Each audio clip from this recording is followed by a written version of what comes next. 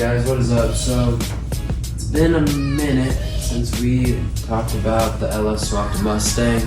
So, I can't really remember where it was sitting the last time I made a video. Life's kind of got crazy. I've just been dumping money and building it piece by piece here and there. Been very slacking on recording. But we do have the motor in, mounted, transmission in, mounted. It's full of fluids, it's got coolant. I have drove it a minimum of like 10-15 miles. We don't have overheating issues. We got spark, we got fuel. I am still running into an issue with idle due to my MAF sensor. I think I just need to correct the tune for that. We are running some things a little different than we previously ever talked about or you guys saw. So one, you probably noticed the exhaust right here. I don't know if we ever talked about that. That is strictly temporary. I was just running short on money and time and wanted to get this bitch out of here and driving. So for right now, I got these shorty headers that I just threw on forward because they wouldn't fit going backwards. I dumped this one out to the passenger side. This one, I wanted to dump out the driver's side, but there's this radiator hose and all the power steering lines and stuff right there. I just didn't want to mess with relocating. So this one just dumps straight down. I know it's not good, but it works for now. So we do have the standalone harness off Amazon, like $90. It does come with like, I think, I may be wrong, so don't quote me on this. I think it's LS7 injector plugs. So you do need adapters if you are going to run the stock truck intake and injectors and fuel rail. But I do have plans to upgrade to the TBS intake, fuel rail, throttle body. But for now, this is working good. We're getting somewhere. The one major problem I did run into doing this swap, a couple things if you guys are wondering it. The cross member for the transmission, a little difficult to find because they don't have one that specifically says it is for the two-wheel drive 4L60E. So it's a little bit of work. So if you guys do need help with that, I can leave a link down below for the transmission cross member, along with the yoke for the transmission's drive shaft and the U-joint to connect the yoke. Because obviously we reused the V6 drive shaft, but we couldn't reuse the yoke because we're using a completely different transmission.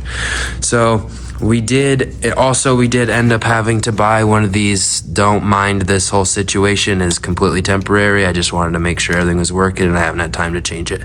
So this little piece right here, I can also leave a link down below for it. It is called a steam port adapter, like splice in whatever you want to justify it as, but it's for the steam port line. Comes right off the throttle body here for these steam ports that takes all the steam out of the top of your heads. And if you do not have this hooked up to whatever hose goes to the top of your water pump, or tap it in somewhere on the top, I've seen people do, it will overheat. There will build up way too much steam and pressure in your heads, and your heads will be like super hot to the touch. You'll just be overheating. So besides that, I guess we could show you guys a little bit of the inside. We did get a lot of this done. It's not near complete though. So I do have, it's kind of hard to see there, I do have my oil pressure sensor, and then this is my main power switch, so I'd flip that. I don't know if you can hear, but fuel injectors just came on. And then this would bring my gauges and my lights and all the essentials on. This one is for my fan. And then I would just click this and it'd start right up. So everything is ran off of those switches. The actual key itself does not run anything. Also, I still have not been able to get a shifter to work. I have been shifting it, just pulling the shift linkage. That is obviously a no-no. You need a shifter. I do think I need a ratchet shifter. I just short on funds. We're getting there. We've came very far out as it is already. Yeah, so if there's any questions or concerns you guys got, give me a shout. I will definitely help as much as I can. This is a very long process of a build, obviously. No, not rich per se, but I'm trying to get it done. I've got all the wires ran for everything. Comes up. I got the fan wired by itself off the harness. I've got the OLEDs. What are a couple other things? Let's say all those switches. Oh, yes, and the standalone truck harness does not come with a oil pressure sensor plug, so you do have to, I don't know if you're going to be able to see it back there, but there is an aftermarket plug. That's what this little wire runs to, and you would just get an adapter piece. I can leave that in the description down below if you guys need to. A little adapter piece that screws in, and it comes with that gauge I showed you guys on the inside. And then when you turn the car on, obviously oil is pressured up to that hole and it hits that sensor, and that sensor tells that gauge how much is there. So yeah, the LS swapped Mustang is coming along. It's not nowhere near done, but it is running and driving. Let's say that we're getting somewhere, and I will be doing a couple startup videos. It is just really cold right now. It happens to be like 23 degrees. I just last night is the first morning it's this super cold where I live. It's the first last night I just let out all the water. You guys could probably still see my pan down here. I let out all the water, and that's why like this is off, that is off, because I was putting coolant in there last night. Some Dex Cool.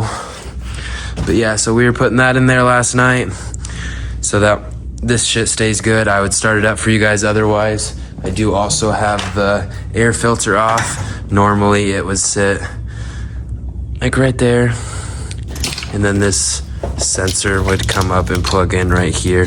This is also the LS7 MAF sensor, so it combines the IAT and the MAF sensor plug into one, so that you don't have to have that little like black plug that sits right here and a MAF sensor. You just have it all in one, which I think is what I need to change my tune for, because for some reason at idle it's wanting to choke out and die, and as soon as I unplug this, it'll bring itself back to life. And then after probably about 20 minutes, start does the same thing. I plug it in, it saves it, unplug it, saves it. It's really weird. So here soon, we'll probably be making some videos of getting on HP tuners and messing around with the whole tune on this ECU. So yeah, so hopefully you guys are still staying tuned, keeping up with the LS swapped Mustang. You guys have a good day.